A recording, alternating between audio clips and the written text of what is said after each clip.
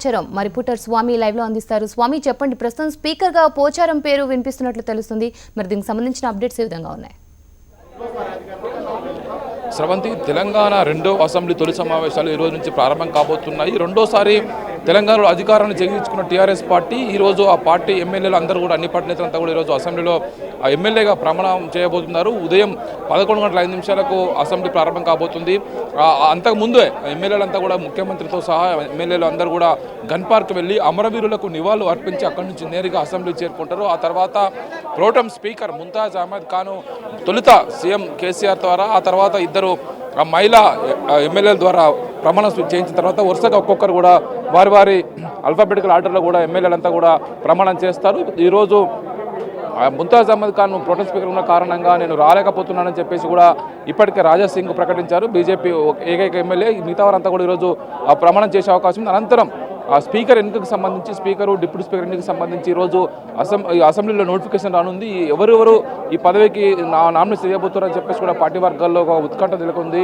మరోవైపు ఈరోజు మధ్యాహ్నం మొత్తం జూబ్లీ హాల్లో కౌన్సిల్ లాన్లో ముఖ్యమంత్రి కేసీఆర్ అందరు కూడా విందుకోబోతున్నారు. మధ్యాహ్నం ఎమ్మెల్యేలు ఎమ్మెల్సీలు అందరూ కూడా అన్ని పార్టీల నేతలందరూ కూడా ఇప్పటికే ఆహ్వానించారు. వారందరూ కూడా మధ్యాహ్నం విందుకి అందరూ కూడా హాజరు కాబోతున్నారు. కాంగ్రెస్, బీజేపీ, టీడీపీ అన్ని పార్టీ నేతలు కూడా ఇప్పటికే ఆహ్వానాలు అందే వారందరూ కూడా ఇప్పుడు మధ్యాహ్నం విందుకు హాజరు కాబోతున్నారు.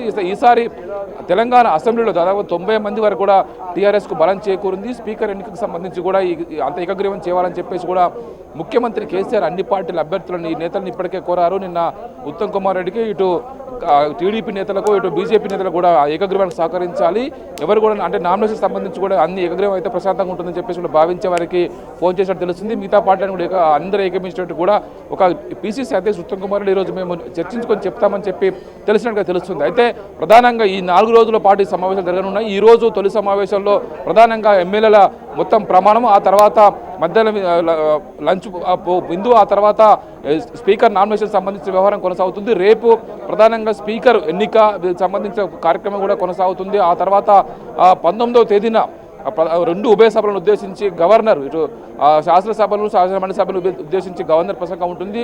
ఆదివారం రోజు 20వ తేదీన గవర్నర్ ప్రసంగం ధన్యవాదాలు తీర్మానం చెప్పే కార్యక్రమంతో ఈ 4 రోజుల సమావేశాలు ముగిసే అవకాశం ఉండడంతో కూడా అన్ని రకాల ఏర్పాట్లు ఇప్పటికీ అసెంబ్లీ వర్గాలు చేశాయి. అసెంబ్లీ కూడా కొత్త రూపు సంతరించుకుంది. గత దశాబ్దాల కాలంగా ఉన్నటువంటి అసెంబ్లీని కూడా ఈసారి అత్యంత రంగులతోటి అత్యంత ఆహ్లాదకరంగా ఏర్పాటు కూడా చేసి పెట్టారు. కొత్తగా చాలామంది ఈసారి అసెంబ్లీకి 27 మంది సభ్యులు కొత్తగా ఈసారి అసెంబ్లీకి వస్తున్నట్టుగా తెలుస్తుంది. ఇంతకుముందు ఇలాంటి చట్టసభలో చూడండి సభ్యులు 23 మంది కాక 2 ఎంపీలు 2 ఎమ్మెల్సీలు ఈసారి అసెంబ్లీలో అడుగు పెట్టబోతున్నారు. దాదాపు మిగతా వారంతా కూడా పాతవారే.